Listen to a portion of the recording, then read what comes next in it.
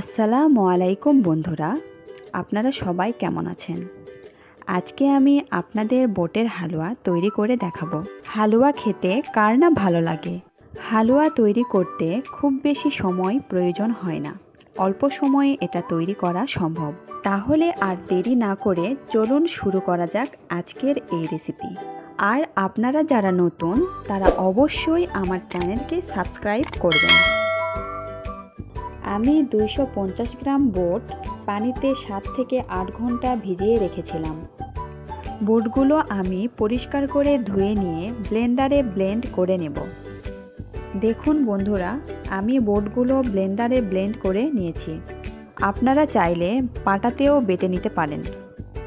250 গ্রাম বুটের জন্য 250 গ্রাম তরল দুধ নিয়েছি।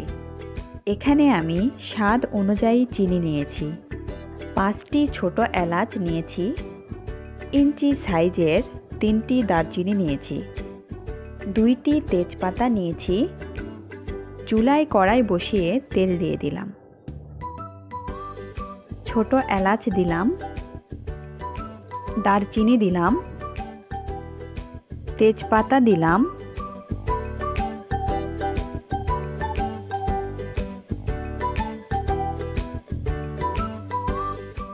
এগুলোর সুন্দর গন্ধ বের হলে আমি এখানে ব্লেন্ড করা বুটগুলো দিয়ে দেব।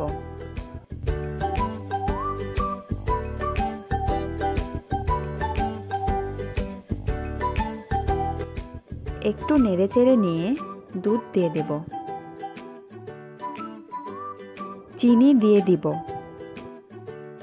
1 চিমটি হলুদ দেব, যাতে হালুয়ার কালারটা সুন্দর হয়। আপনারা চাইলে এটা স্কিপ করতে পারেন। জমাট বেঁধে থাকা বুটগুলো ভালোভাবে নেড়েচেড়ে মিশিয়ে নেব।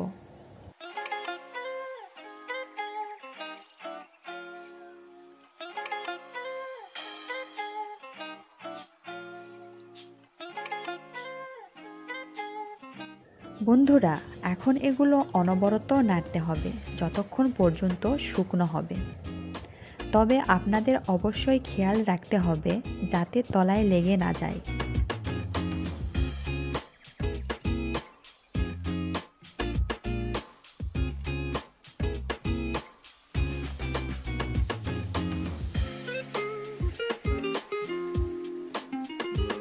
দেখুন বন্ধুরা, আস্তে আস্তে শুকিয়ে আসছে।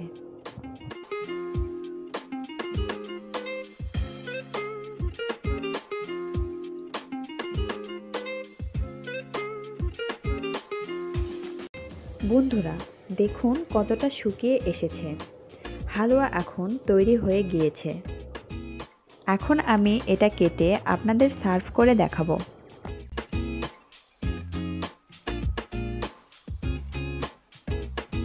কত সহজে ও অল্প সময়ে বুটের হালুয়া তৈরি করলাম, কোনো রকম ঝামেলা ছাড়াই। আপনারা বাসায় অবশ্যই ট্রাই করবেন। আমার এই রেসিপিটি যদি আপনাদের ভালো লেগে থাকে তাহলে অবশ্যই একটি লাইক, কমেন্ট, শেয়ার দিতে ভুলবেন না। আপনারা সবাই ভালো থাকবেন, সুস্থ থাকবেন। আল্লাহ হাফেজ।